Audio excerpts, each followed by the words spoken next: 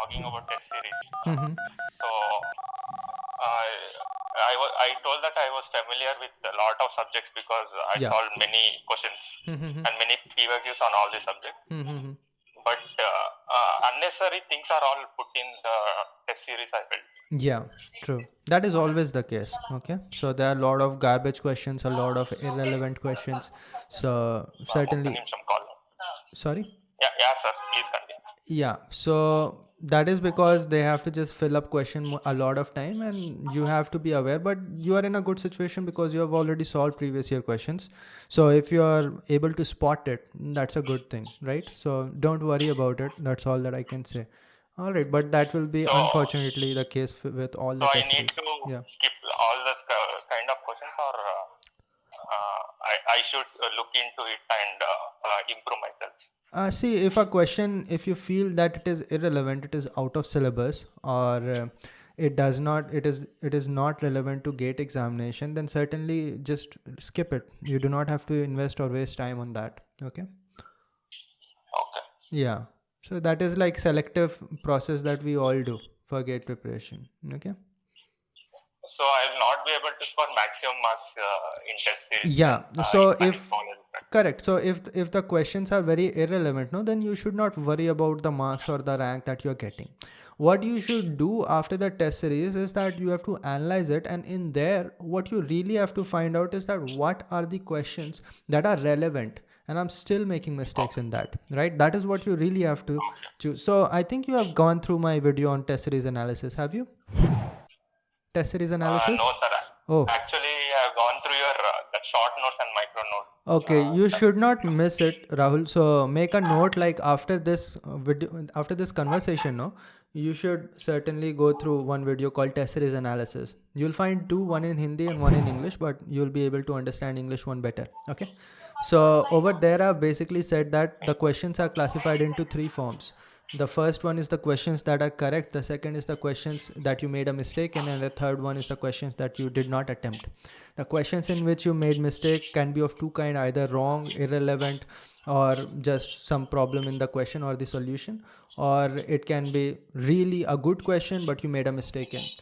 And same goes with unattempted question also. So you have to look for those questions, either attempted or unattempted, those which you should be able to solve. That means relevant for GATE examination, but still either you made a mistake in it or you were not able to attempt that at that moment of time, right? Those are the ones that you really have to get better at. Other than that, don't care about other kind of questions over there. Okay. And the correct questions does not matter. Since I have solved so many questions, I think I'm able to make out which are relevant and which are not. Right? Yeah. So you can just trust yourself in that because you've solved so much questions, you have completed the syllabus. So in that situation, you have to just have believe on yourself that, okay, I think that this question is irrelevant, let it go. Okay. And that is another thing that I will tell you about the WhatsApp groups. So in WhatsApp groups, I see a lot of time people are just throwing around irrelevant questions. Okay. You'll see a lot of them over there as well. So you should not worry about those questions. Okay. Okay. Yeah. So when I don't feel like studying, I need to force myself, right? There is no other choice. Yeah, see, I'll tell you this. This is kind of something that everyone does. You should not worry about it. Nobody over here gets up very passionate that today I'm going to study this. Most people just get up like, oh, I have to cover this. Sir, I have like two subjects remaining for revision. Okay. Computer science subject, and one subject is like I have not done PYQs. Okay. And I actually completed it last year. Okay. Yeah. So I have these three subjects with PYQs. And, so see, these are the go ahead. Yeah, mathematics is like I completed the syllabus, but I still have PYQs to do. Okay. So see, these are the things that you need to do, right? These make a to-do list that these are the things I need to cover. you still have more than sufficient time right now. So let us say, take an example of that subject that you studied last year and have not solved previous year questions. So what you need to do is revise it properly and then solve previous year questions. That will take somewhere around 5 to 10 days. Okay, so you'll have to plan properly what are the things that you're supposed to do. Okay, now I have so many things that I got just right now of what are the things that you're supposed to do, let us say tomorrow, right? So when you have all these tasks, just force yourself to cover it. Okay, and your best judge would be your whatever marks you're getting, okay, that you're going to get from full length test series. So first of all, get a good full length test series, give those full length test series at least twice a week, find out your weaknesses, work on those weaknesses, and these are the things that you'll have to force yourself to do for the next 45 days. Okay, so I think you have a brief idea about what I have studied, what I did. yeah. So how many hours you suggest me to work consistently for this 45 days? Yeah, so this is something that we covered last time also. So since you are having a job, I don't think that you'll be able to invest more than 5 to 6 hours.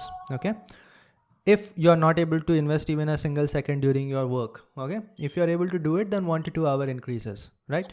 But apart from your job, you can invest somewhere around 5 to 6 hours consistently. That will be more than sufficient for your situation, and that is more than what you can do right now. Okay, so on average 5 to 6 hours, do you think that I will be able to complete the syllabus and do POQs and analyze the test series? well, you can do because your syllabus is over. So what are you going to do? So let us take an example of a particular day where you have to revise a particular subject and then solve previous year questions. Okay, so for the next 2 to 3 days you will be revising the subject. Okay, 6 hours, 6 hours, 6 hours. It will take somewhere around 18 to 20 hours to revise a particular subject that you had studied 1 year ago. Okay, you already have class notes, right? So you'll revise it, and then previous year questions, let us say there are 100 questions of that particular topic. That is also more than what you have most of the time, but let us say 100 questions. So don't you think in 2 days or 12 hours you'll be able to solve them all if you have done the revision? Yeah, so it will take somewhere around just 5 to 6 days to cover a particular task of revising a subject that you covered 1 year ago. In a similar manner, you can do, see, it is like how efficiently you use your time, and I'm talking about effective and efficient amount of time that you can invest. Okay, and as you know, if you are having a job and you go for like 8 hour 9 hour, you are going to be compromising with something or the else, most likely your sleep, right? So I don't want you to do that. Along with your job, 6 hours is more than sufficient. Do that, and especially in your situation, that is sufficient as well. Okay, yeah.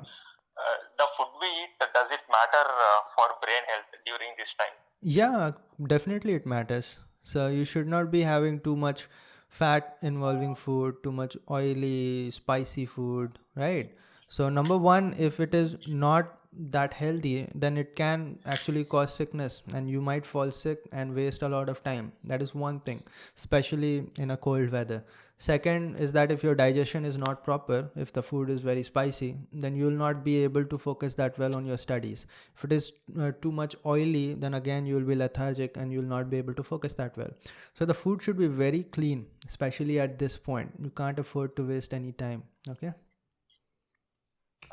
Yeah, so definitely take care of that. I think everyone who is serious about examination takes care of this, right? Yes, sir. Sir, my plan was to touch all the subjects at a test series and that new subjects which I told you, plus PYQs, plus mathematics, all the three in a day. Yeah, all the three in a day, same day. All these, if you touch all these three aspects in a day, then I will also be confident. You won't be able to do it like that parallelly, especially because you are having a job. So let us say you have to do these three things in a single day. Then you'll have to divide it like 2 hour, 2 hour, 2 hour. Okay, maximum. Even if you study 9 hours, then you'll have to divide like 3 hour, 3 hour, 3 hour. So in 3 hours, you won't be able to have sufficient coverage to have confidence anyways. Okay, so maximum 2 things you can do in parallel. Okay, because you will be revising previous subjects as well, maybe giving test series. So maximum 2 subjects, I would suggest 1 only. So since these tasks are small, like it will be taking 3 to 4 days, it is better that you focus on one thing and parallelly do revision or test series and then move to the next one. Okay.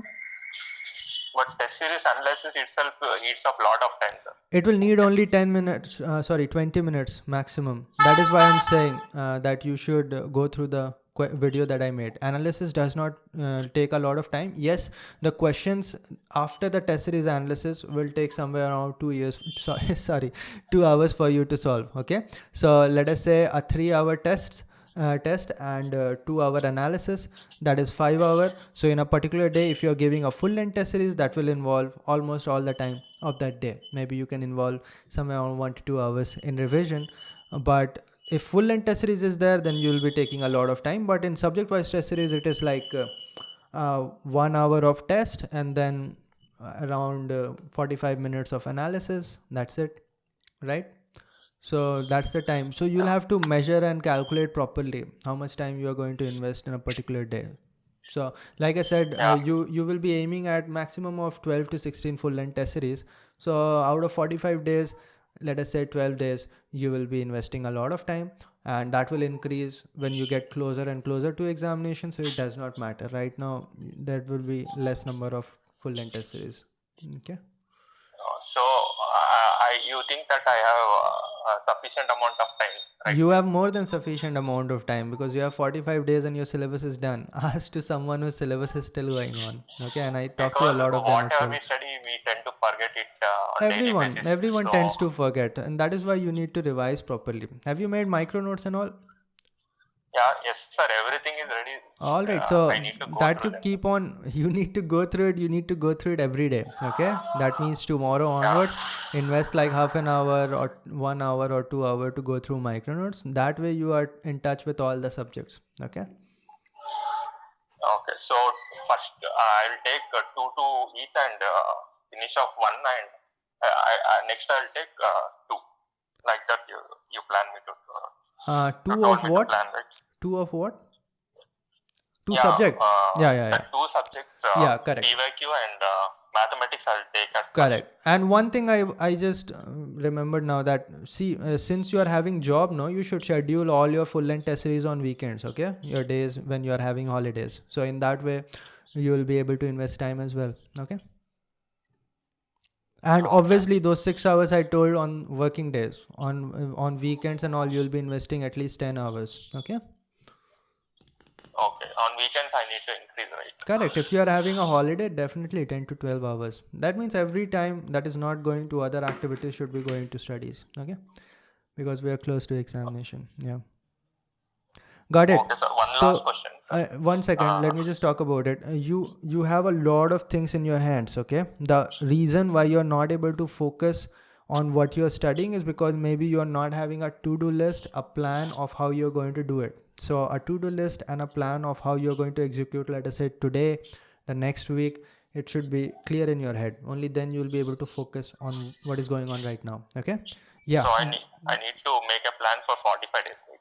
Yeah, definitely have a brief outline of what you're going to do in the next 45 days. That might change as you proceed 20 days later, 30 days later, but have an outline. That is must. Other than that, you should have a 1 week plan as well. What you're going to do this week. Next, you should have a to-do list for what you're going to do tomorrow.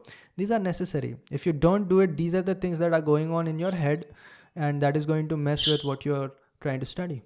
Okay. Okay. Yeah. I understood it. Yeah, you were asking something. My brother was also preparing for IIT. Okay. He has exam in 2023. So he told me to ask you one question. All right. He has uncontrollable distraction towards YouTube. Okay. He is intelligent, but he has uncontrollable distraction. It is hampering his preparation actually. So what kind of distraction? That he can't stop watching videos? Is that? Yeah, while studying, suddenly he will go to YouTube and he'll spend like 3 hours there. What? Okay. Doctors should start making medicines for it. This is a big problem. See, apart from all the jokes, it is very simple actually. I make content on YouTube and I consume a lot of content on YouTube as well. You might not be knowing it. YouTube is like my favorite app. Not since now, since 2008. I've been spending a lot of time, but I've never had a point in my life where I all of a sudden start a YouTube and after 3 hours, oh, time went out. Right? It is not like a medical condition, right? So it is very simple. First of all, YouTube suggests you whatever you watch.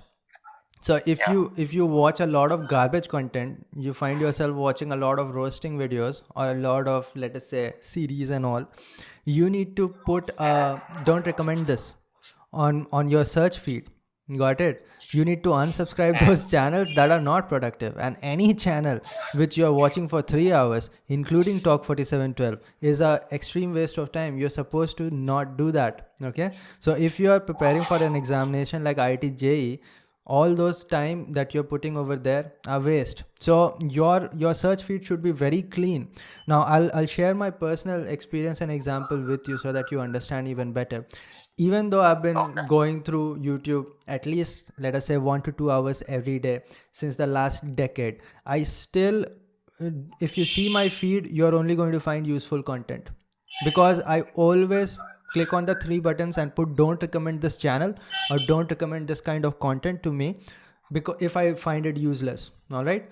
And you have a sign-in account, right? If you don't sign in, all kind of garbage will be thrown at you. All right, whatever is trending. But if you use an account to sign in, then it is completely up to you. It is completely up to you. So you have to make sure that you don't watch whatever is recommended. And if you do this kind of sorting or filtering process, then it is going to be very useful platform for you. So when I was preparing for GATE examination, all my content was related to someone explaining some topic, or someone sharing some suggestions, someone sharing some experience, sharing some strategy. That is all that my feed had. And that is what is your responsibility as a student. Anything else should not be in your feed. If you are just uncontrollably watching videos, I'll say that have a separate account. So every now and then you watch a trailer, you watch it from second account. And that should not be all the time logged in. Okay? Yeah. It is very simple. It's like I said, it's not a medical condition. It's just a psychological one. It's like I just can't stop eating burgers. All of a sudden I went to a burger shop and ate 10 burgers and now I'm feeling very unhealthy. Well, you don't do it because you will need a lot of money to do it, right? But over here on YouTube, it is all limited by data, and sometimes it is unlimited for most of you guys, right? So you can't stop it. But then again, it again comes down to motivation or how serious you are. If you're serious enough, you'll make your feed look very good for you and useful. Okay? Yeah. Okay. Yeah. All right.